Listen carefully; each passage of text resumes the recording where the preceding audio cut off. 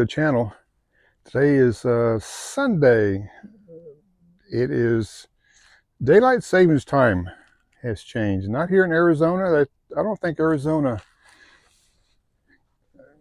follows daylight saving times, and my phone didn't change. But and we're at the same time now as California, so uh, Arizona does its own thing. But anyway, we're here on Sunday. We're outside. It's going to be about 75 degrees today. It's getting kind of, weather is warming up. As you can see, the dog is laying down here. Had a little interesting story the other night. We were out walking through the desert and came across one of these guys.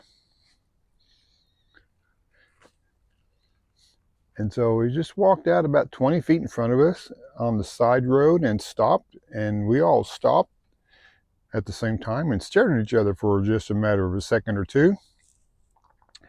Then the coyote decided to leave, and this little mild-mannered pup down here, and this, don't let looks fool you, he went into turbo dog mode. He went crazy and was going to go after this guy. He was going to tear it apart, seek and destroy.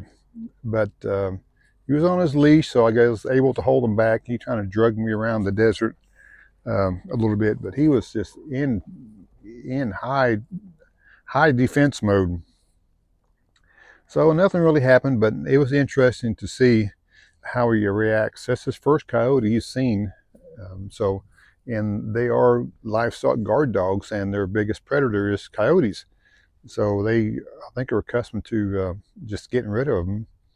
But he did well. He was really excited, but he came back to the bus and sat in front of the bus for about 30 minutes with his nose in the air out towards the desert where we were, picking up any smells. But everything worked out fine. So it's getting time of year where the camp area is starting to get a little thin. People are leaving. It's warming up, and the end of the season is April 15th on our tickets that are posted on the bus and around. So you can save the April 15th before you have to renew or move along. So it's getting kind of quiet. But it was kind of remind me of a few Nomad things that I was gonna go over. I watched a video the other day on fear from Bob Wells. Is this guy here? And he is interesting to listen. He's a nomad guru of nomadity life, and he's been doing it for many years and got his cheap RV living YouTube channel, and he also runs a HOWA, H-O-W-A, Home on Wheels Alliance nonprofit group, which is good for nomads because he's able to help people on these if they have issues while they're nomads, if they run out of gas or a flat tire or they need some repair work done or food money, his organization can review those claims and assist some people. So it's kind of interesting. It's kind of nice. But his thing was the fear of the unknown, the fear of getting out, the fear of what if. Makes a lot of sense. But the biggest fear, is yeah, as he said, is breaking away. And I think you'll just basically, you'll kind of adjust your fears as you get out and see what's going on. So, but if you have the fear of not ever leaving, you'll never find out. You may hear stories, but I think as long as you get out, that the stories are going to be a little different, and you'll have your own experiences. But we've had no problem with any issues on the road so far. We've been on the road since June of last year of 23, and this is March of 24. So, and we'll be leaving out of this nice campground out of Arizona 2-3 weeks, depending on the weather. If it gets too hot, then we'll be moving on, like you do when you're in the desert. You move on to somewhere a little cooler. So we'll see how that goes as time comes around.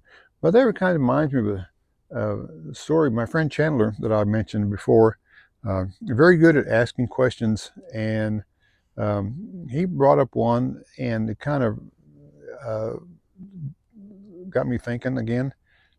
He said, how are you going to present yourself in the nomad world when you're on the road in your bus? Uh, my first thought was, I have to present myself. Can I just be like who I am? And so that's basically what I turned to. I just wanted to, if you're going to be on your own, you don't have to present yourself. Be yourself. You're out here learning and having an experience like everybody else. Some of them may be more seasoned or rookies, but just present yourself as who you are, um, and you'll know what works. You'll know what clicks and what doesn't click. So you know what to expect and what not to, where to go, and there's so many things online that you can follow and get ideas. But as you know, it's the reality once you get out is what makes a big difference. But I asked him three questions over the year or so when I was visiting with him, and I answered my three questions I asked him on my first journey out last fall when I went to Colorado and New Mexico and back to Arkansas. Okay, I asked him three questions over the time that we were chatting, and one was, if you're in a apartment or a house and you had a fire, what would be the first thing you would take to get out? And so that was based on a movie I saw somewhere. The second question was, as we traveled over time around the country and seeing people live nomadically, seeing people live in the desert, in wherever, and living in their cars, living in trailers with just a bunch of materials piled around them, goats on the roofs, broken windows, and in the middle of nowhere, desert or nowhere anywhere. Um, I always had the thought, like, how can people live like that? And so that was my second question: how can people live like a nomad, like they are out here in the desert and around? And my third question um, was based on the little hometown I was in Arkansas that I'd been there for many, many years. And people would, it's, as you know, a lot of small towns are pretty quiet, pretty dull, pretty boring. So my question was to him that he was from Texas and had no family, no relations in the little town of Arkansas, no one in Arkansas that I know of. And he had been overseas to study for a master's degree. And he came back to the little town, and I asked him, oh, what made you come back to this little town? Why did you come back here? And you could have gone anywhere. So that was my three questions.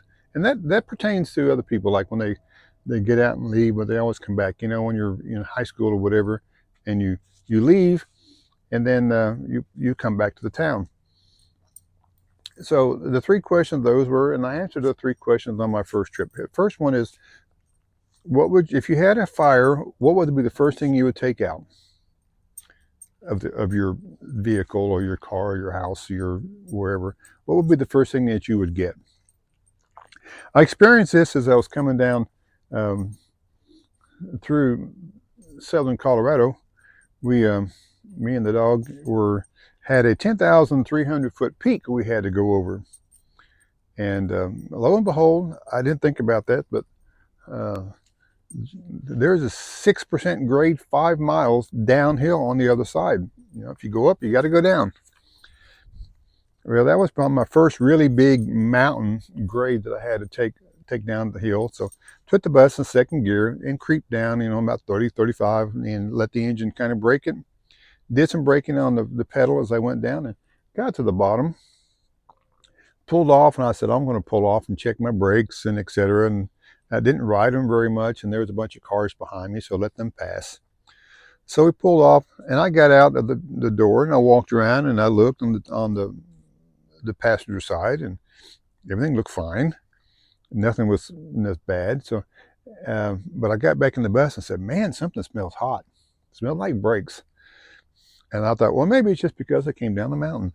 So got back in the bus, got ready to drive off, and looked in my mirror on the driver's side, and there was smoke just rolling out of the back wheels, just rolling. I mean, it was rolling up over the top of the bus and just rolling. And I'm going like, oh my gosh, I said, we're on fire. So the first thing I grabbed, I turned the key off, left the key in the bus, left the phone in the bus. I grabbed my dog and we got out. So that was my first thing I grabbed in case of a fire. I grabbed my dog and my best friend, my buddy. So that was the question number one that I got answered. The question number two was, how can people live like this nomadically in their domains out in the middle of, nowhere USA or nowhere wherever? And I answered that myself, because when I got driving around, I'm thinking like, well, heck, I'm doing the same thing. I'm living out here. I'm doing it because I'm living. And they live like that, and you live like that because you're living. It's part of life. So that was not really crazy, but that was kind of an answer to my question, like how can people live like that? Because I was experiencing that part now. So that was question number two, the answer of. And number three is, why do you go back to the little town that where you left? That's so boring. You have no ties or whatever. And I realized that as I was going back to this little town, because I went back for a few weeks for a wedding and some other things, that as I was getting closer, I was getting excited to get back.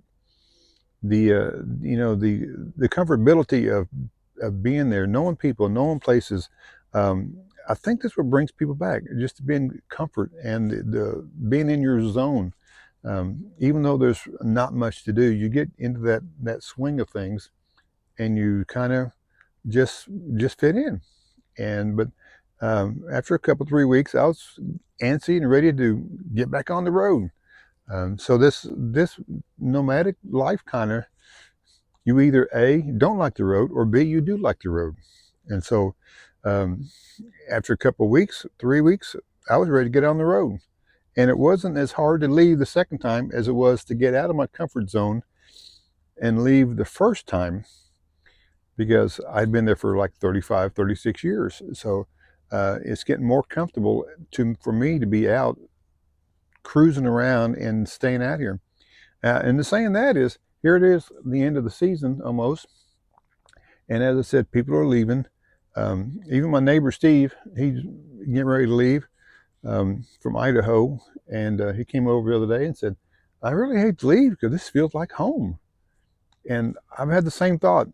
We've been out here for almost 4 months, and it does feel like home. You're in the same spot. You can go into town and come back, and you've got your trailer or your vehicle here, and your campsite, and it feels like home. So you got to think about this. This is, a permanent place for 4 months, or 6 months if you stay, or 7 months if you stay the whole time. So it's basically is a home, even though your home's on wheels. But you could leave and you can come back. So you can think about this as your long-term commitment of being in the desert or wherever for 6, 7 months as your home, and then your rest of the time out is your vacation.